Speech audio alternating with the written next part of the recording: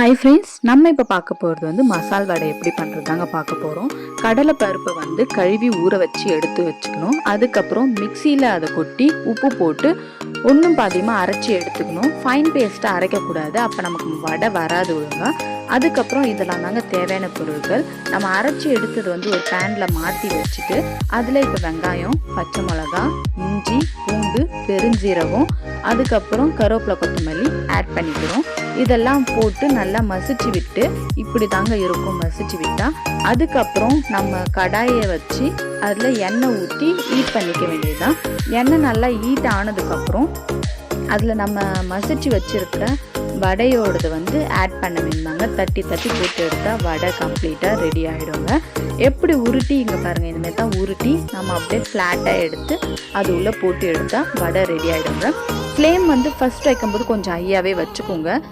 எண்ணெய் வந்து நல்லா ஹீட் ஆனதுக்கப்புறம் கொஞ்சம் ஸ்லோ பண்ணிக்கோங்க. ஏன்னா எண்ணெய் ரொம்ப கொதிக்க ஆரம்பிச்சதுன்னா உள்ளே வேகாமல் மேலே வந்து அப்படியே தீஞ்சு போன மாதிரி ஆகிடும். ஆனால் உள்ளே வெந்திருக்காது. கொஞ்சம் ஃப்ளேம் வந்து கொஞ்சம் லைட் ஃப்ளேமாகவே வச்சு கொஞ்சம் முன்னாடி பின்னாடி திருப்பி திருப்பி போட்டு எடுத்தோன்னா நம்ம வடை ரெடி ஆகிடுங்க.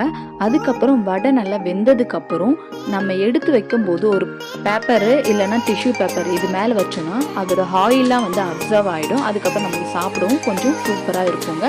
ஆயில் இல்லாமல் சாப்பிட்டா நிறைய பேருக்கு பிடிக்கும். இந்தமாரி ட்ரை பண்ணி பாருங்கள். இந்த இன்ஃபர்மேஷன் உங்களுக்கு பிடிச்சிருந்துச்சுன்னா லைக் பண்ணுங்கள், ஷேர் பண்ணுங்கள் அண்ட் சப்ஸ்கிரைப் பண்ணுங்கள். நீங்கள் ஒரு தடவை வடை செஞ்சு பார்த்துட்டு எப்படி இருக்குன்ட்டு கமெண்ட் பாக்ஸில் கமெண்ட் பண்ணிடுங்க. தேங்க்யூ ஃபார் மோர் வாட்சிங். Bye bye.